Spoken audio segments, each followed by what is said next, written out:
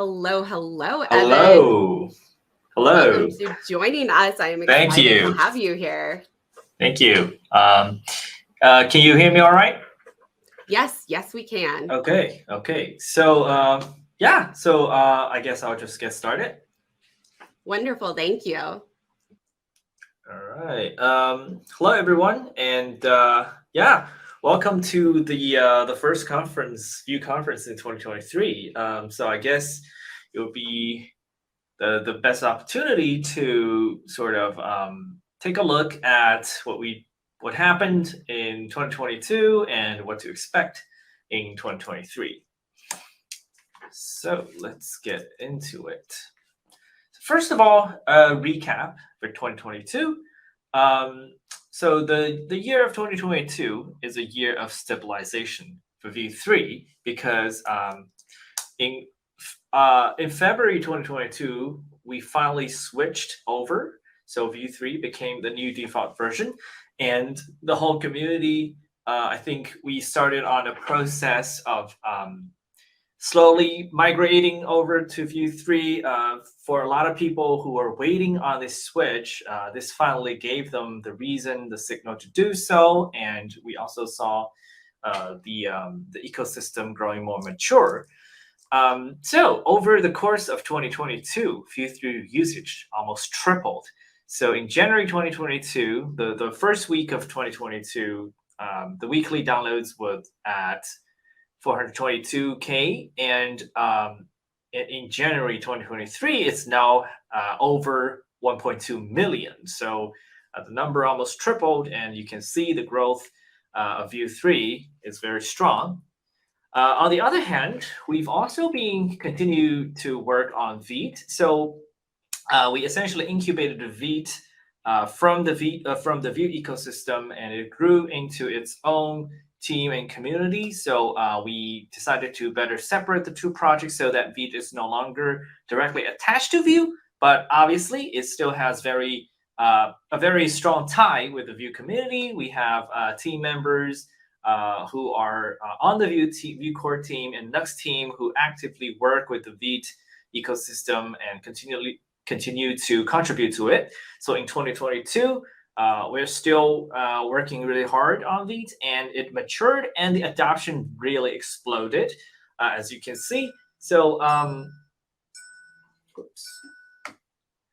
so compared to 2022, compared to 2021, so you can see on the graph, this is in the middle, this is the start of 2022. And before that, we thought the growth in 2021 was already good, but compare that to 2023, we're really just getting started. So Vue has grown into more than just a bundler, but more like an infrastructure layer for the next wave of, for the next generation of new meta frameworks. So not limited to Nuxt 3, but also framework agnostic meta frameworks like Astral, or the newer frameworks like SvelteKit, Quick.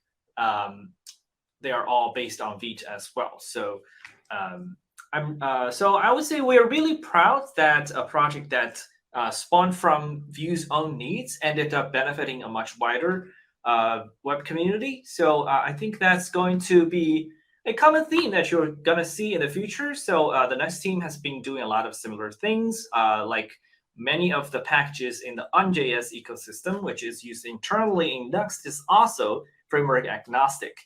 So I think we are probably the only major framework that is actually actively doing this. So we're pretty proud of that. So in 2022, we also, so outside of the Vue core, we mostly focused more on the DX and tooling chain side of things. So Vite being part of that. The other side of the coin is IDE and TypeScript improvements. So TypeScript has and IDE support has long been some sort of a weak point of Vue compared to, say, React in terms of IDE and TypeScript support. But I believe we've made major progress. And we can now confidently say that Vue's TypeScript and IDE support are really, really good now. So this is mostly thanks to Johnson Chu's amazing work on Volar and Vue TSC. So in 2022, Volar has reached 1.0 with greatly polished development experience and greatly improved performance as well. So auto completion now feels very close to just vanilla TypeScript. VTSC also shipped watch mode and is able to now emit type declarations for your single file components. So again, almost interchangeable with vanilla TSC for normal TS files. So this two combined brings Vue single file components close to a first-class citizen in terms of TypeScript integration. So of course, there are still areas that we can improve. For example, how to type slots. So this is also generic components, but these are sort of orthogonal to the tooling side of improvements. So we are obviously going to spend some efforts on that front in 2023 to further improve Vue's TypeScript integration. Another development from the work on the IDE and TypeScript integration for our side is that now Johnson has decided to move the core of Volar into a generic or framework agnostic IDE support framework. So it's a framework for building language tools for embedded languages. So the typical example is a Vue single file component. It's a sort of a meta file format where we would embed other languages like TypeScript or the Vue template syntax inside the file. So because there are other web frameworks that have similar file formats, for example, Svelte files or Astro files, these have similar needs in terms of language support and IDE tooling support. So Volar.js would serve as a generic toolkit for people to build extensions on top of it in an efficient and performant way. This is, as I said, aligns with the theme that the Vue team continues to incubate projects that benefit the wider web dev community. So Vue 3 ecosystems matured significantly over the course of 2022. So Nuxt 3 is now stable. Vuetify 3 is stable. Obviously, we already have other projects like Quasar, Vue.use, UI, and Prime Vue. So overall, we have really solid ecosystem, really solid choices. No matter whether you're building a full stack SSR framework or internal admin dashboard, or you just need a collection of utilities to use to solve common issues in your daily Vue code, you have a great selection of tools to choose from to help you reach your goal fast. And obviously, we also shipped Vue 2.7 in 2022, which provides built-in composition API support. We backported composition API, script setup, CSS vbind, so the DX between Vue 2 and Vue 3 are now much closer. And even if you don't have the budget or bandwidth to fully migrate over to Vue 3, you can still enjoy a lot of the improvements that we've shipped over the years. Okay, so that's for 2022. So now let's take a look ahead for 2023 and think about, discuss what we should expect. So first of all, stability is still key, right? We are just 1 year in from switching over to Vue 3 as the default. So I think we gave the community is still in the process of settling down on getting used to this new default.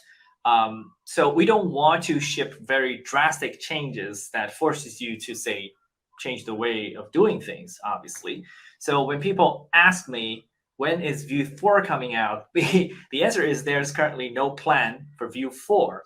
We don't have super major breaking changes like the Vue 2 to 3 migration planned. So we don't want to do that.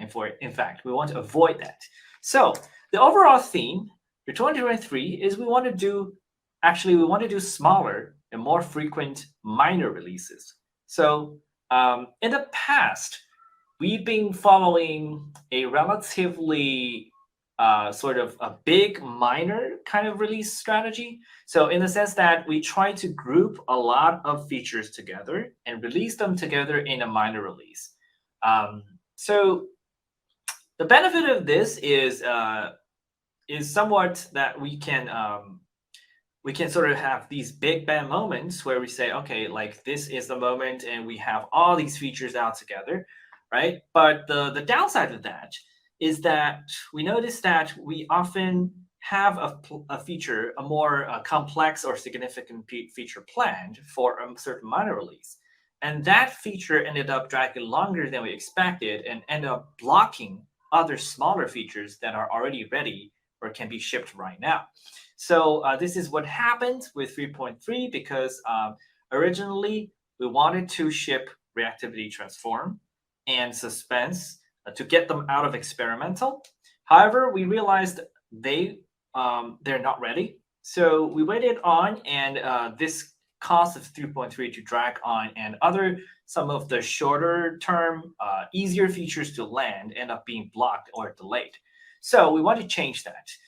So in 2023, we want to switch to a more frequent release schedule where we still don't really want to commit to a release every X weeks, but we do want to get on a more frequent, say 1 or 2 months. Every 1 or 2 months, we're just going to release whatever is ready, so that these features can land faster and get to your hands faster. So the plan with 3.3 has changed. So we're now decoupling it from Reactivity Transform and Suspense and focus on lower hanging fruit that can be shipped now. So some of the examples including external type support in script setup macros. For example, when you use define props with the type-based syntax, if the type declaration contains types imported from the other file, currently the compiler is not able to follow through and analyze that external type. So we want to improve that. This has probably been one of the most requested features since script setup was introduced. And then we also have the safe teleport, which allows you to no longer worry about whether your teleport target is already mounted in the DOM or not. And then we also want to do some build quality improvements. For example, we want to, in the next version, in the next minor, in the main Vue package, we want to inline all these internal depths, such as @vue/compiler DOM, compiler core. This brings about a number of improvements, and most noticeably probably for end users is that you'll have faster install times, because currently when you install the Vue package, you'll notice that it actually installs 25 packages in total. So compared to Vue 2, which is one single package, the install time for Vue 3 is actually quite a bit slower. And these complex internal package dependency tree also affects TypeScript autocomplete speed. So overall, we want to simplify that. This would potentially reduce some other build-related headaches in complex systems.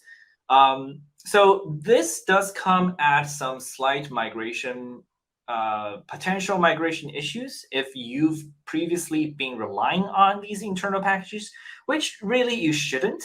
But there could be cases for that. So we will obviously clearly document the possible scenarios and provide ways to work around them. So one of the big news here today, this is probably the first time I'm mentioning this to the public, is that we are deciding to drop Reactivity Transform. So this feature has remained experimental for a very long time. It actually went through maybe 3 to 4 different iterations of RFC discussion. It has been very controversial. Some people liked it, some people did not. So the main reason that we decide to eventually drop this feature is because we have talked with people who've actually tried this in production projects. And the feedback is that the improvement to DX, while there is improvement to DX in certain cases, it's not consistent. So it's not always a clear win in all cases. So it's more valuable inside the component context, but when outside the component context, it's not always a clear win. Most importantly, it makes reactivity hints less obvious. So for example, when you are mutating a reactive variable, it's less obvious than saying ref.value equals something because outside the component context, it is in fact quite important to be able to explicitly know which piece of state is reactive and which line could trigger reactive effects. So reactive transform actually removes that ability when used outside of components. There are also DX papercuts, development experience papercuts at function boundaries. So when you pass reactive variables into a function or return it from a function, we will have to think about how to unwrap it as a raw ref object versus a reactive variable. And then on the receiving end, we have to think about how we can turn it back into a reactive variable. So this back and forth conversion actually creates some mental burden that wasn't present before. So this actually is a drawback that is really hard to avoid. And eventually, because of the very polarizing opinions feedback that we got from the community, we fear that this feature, if landed, has a risk of causing fragmentation in the community, whereas some users like it and use it, but some users don't, and it could cause confusion in the long run. So based on internal team discussions and all the feedback that we've gathered over time, we've decided that reactivity transform will unfortunately not be landed as a stable feature. So it will receive a gradual phase out, obviously. So if you're already using it, obviously it's not going to instantly break in the next release. We will make sure that it stay usable. First of all, it will be moved to a separate package or plugins. It will still work as it is now in 3.3, but if you're using it, you'll start receiving warnings on that the feature is going to be dropped, and you should, if you intend to migrate off of it, you should do it. If you intend to keep using it, you can still use the new separate package or plugins that we will provide. And in 3.4, this feature will be removed from core. So it will only be usable if you're using the separate package and plugins.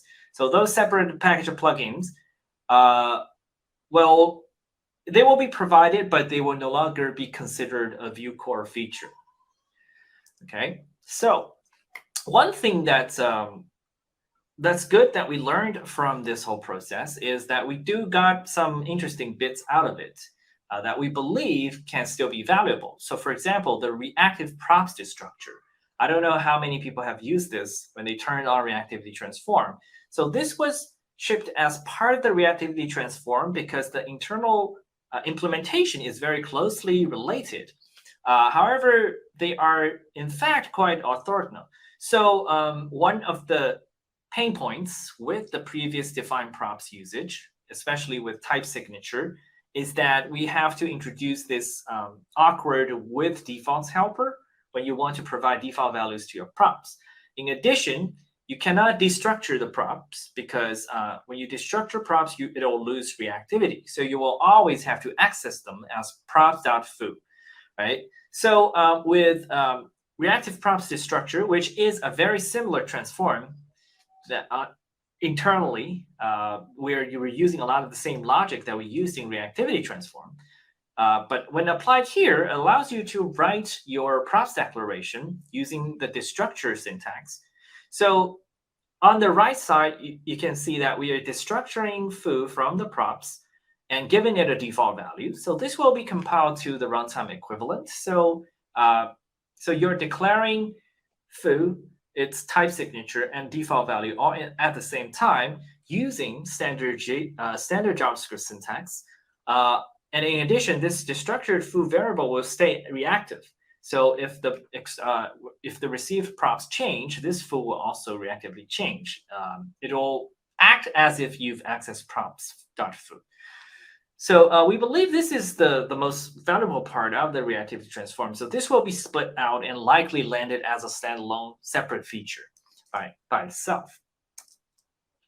Okay, so overall, the big picture plan is that in Q1, we'll focus on shipping some quality of life improvements in 3.3 and focus on getting the bugs counts down in the Vue core repo. In Q2, we'll focus on some server-side rendering related improvements, one of the most important one being lazy hydration. So this one will need its own RFCs to make sure that the API goes through round of public discussion. And in Q3 to Q4, we'll focus on vapor mode. So I've talked about vapor mode in a couple of occasions, and our latest blog post also provided more details.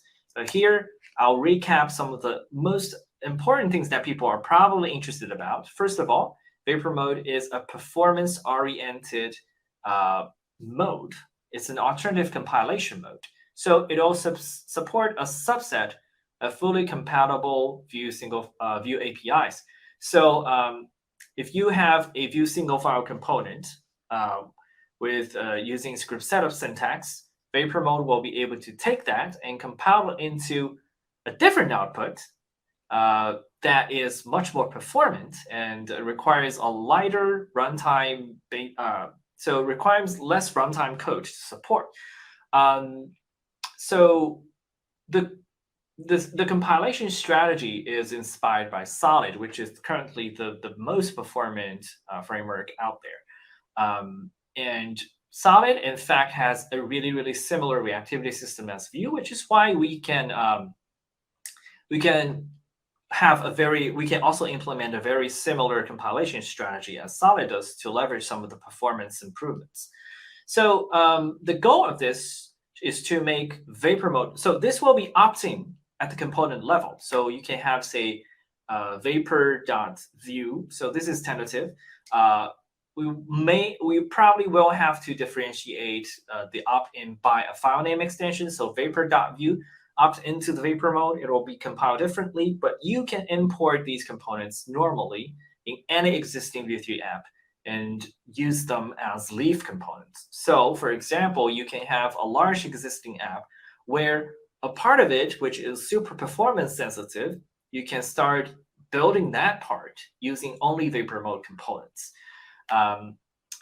But the eventual goal is to make vapor mode and normal mode components freely mixable so that you can use vapor mode anywhere on your page without thinking about it too much. But this is the end goal. But at the very least, the embedding use case will be supported. And yeah, so that's it. I think we are around time. So I think we still have, maybe we'll have some time for questions. Questions? Nobody wants to ask questions. I kid.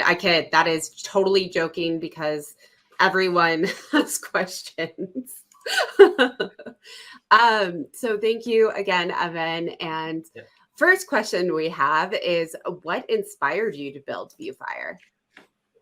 VueFire, I think VueFire is Eduardo's project. I don't weird. think Why I did came you up with bring that up with that? Yeah. That is so weird.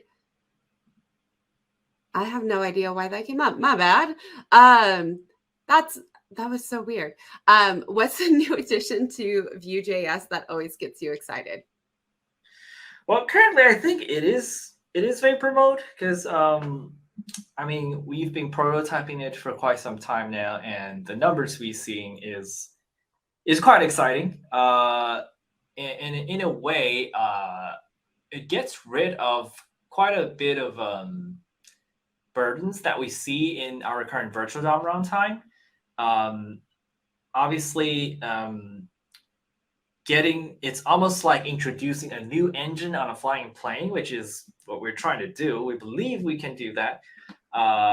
It's also quite a bit of a technical challenge in itself, which is also what gets me excited. So I do want to get to work on it sooner, but we have other things we have to finish first. Totally get that. And it's always a line of there's so much to do in so little time. And that does bring up, like, if you could highlight any use cases that you want to talk about for Vue in 2023, are there any that you want to highlight? So I think once we land Vapor mode, it'll open some interesting cases where previously people would think Vue could be a bit too heavy. For example, shipping a one-off component and wrap it up as a web component so that it can just be dropped on any page. Or say combine Vue as a very lightweight framework with some of these. So I think the context here is up until this point, major frameworks like React and Vue are somewhat heavy in terms of runtime, right? Obviously, Vue is much lighter than React in the sense that our base runtime is around like 18 to 20 kilobytes, whereas we are seeing some of the more like minimal lightweight frameworks like Preact, which prides itself for being a 3 KB alternative to React. And then there are some frameworks which when used in, for example, Svelte, if you have a single component, it compiles to very little JavaScript. But as a tangent, Svelte actually scales a bit worse in larger scale scenarios. But there are this group of scenarios where people are building largely static pages with very little interactivity, and a heavy baseline size for them is an overkill. So they naturally think, oh, Vue may not be the best fit for this, but I think Vapor mode would change that because the new compilation strategy requires very, very little runtime support code. And when you use Vapor mode only, you'll be able to drop the virtual DOM runtime entirely. So a very basic Vapor mode component will probably be just 4 to 5 kilobytes, I would say, all included. So I think that makes it a much more compelling solution when people think JavaScript code size is extremely important. But that's just one of the aspects. I think that's, in fact, the only case where Vue isn't really well suited for. But yeah, so this question in itself, like I should preface it by saying that there's very little use case that Vue isn't good for. And I think the only thing is probably these kind of like as little JavaScript as possible cases. But I think we can also improve on that front in 2023. I love how you mentioned, like, there's one. We got one. That's it. And I love this question next and this is just, I feel like I'm going to ask everyone this today because I'm just so curious. Are you Windows or Mac OS? I use Macs. I've been using Macs since 2010, I think. Okay. So yeah, I was Windows person before that, but before that I wasn't even doing development that much. So I really started doing web development after I switched to Mac. So I'm kind of just used to this whole ecosystem. Yeah, I totally get that. That is definitely something I can relate to. Let's get, all right. Are y'all planning to implement any function from the Vue macros library directly into Vue? They used a handful of their proposals and it's been great so far. Yeah, we're definitely open to that. I think the most important thing is we need to. So the author Kevin, who works on Vue macros, he's actually joined the Vue team. He's now our core team member now. So we are in a much closer collaboration relationship with him now, and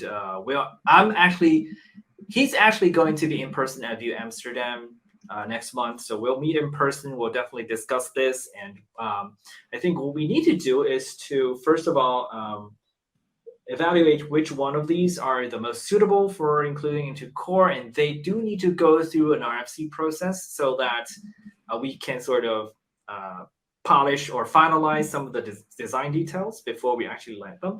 But I think this is definitely something on our roadmap. Very cool. Very cool.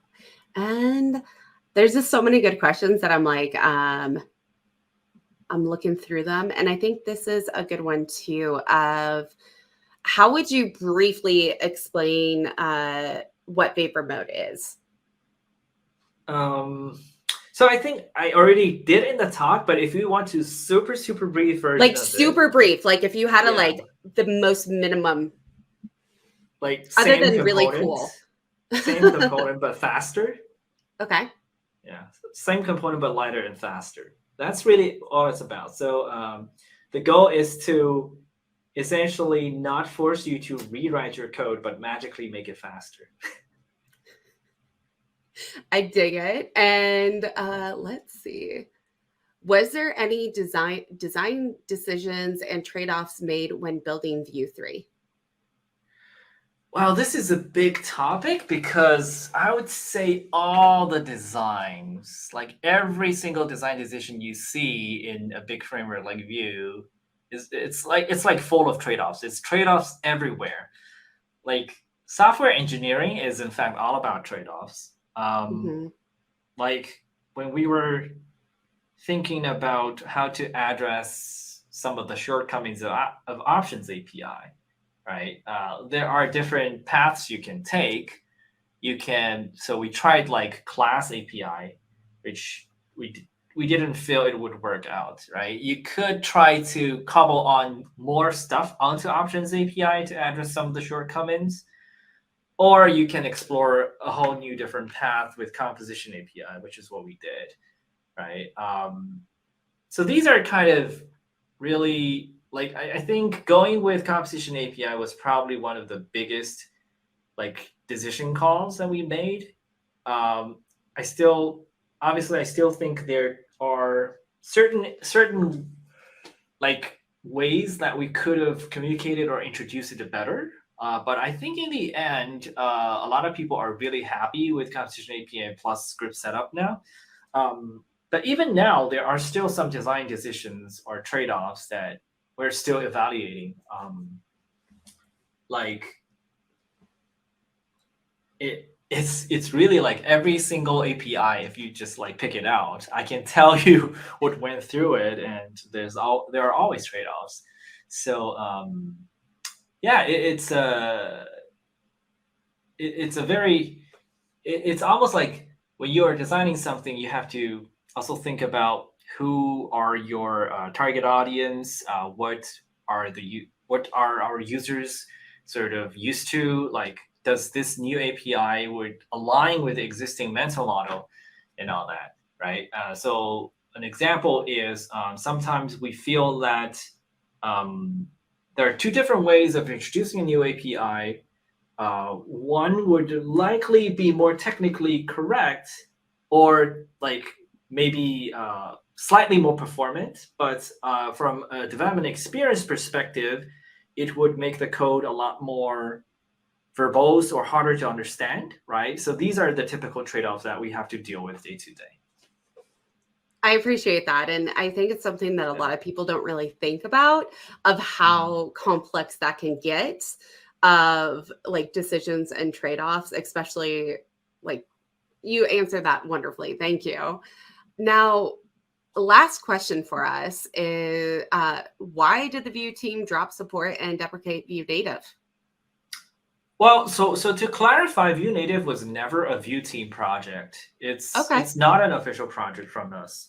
It's really just some community members decided to work on it, and I think, to be honest, I wasn't super clear on why they decided to drop it. But I think the reality is something like Vue Native, the equivalent of React Native, requires a lot more resource in terms of engineering hours, simply because the amount of work you have to adapt to two whole new different platforms, iOS and Android, and you're essentially working in three different domains, iOS, Android, and web, and you need to connect them together.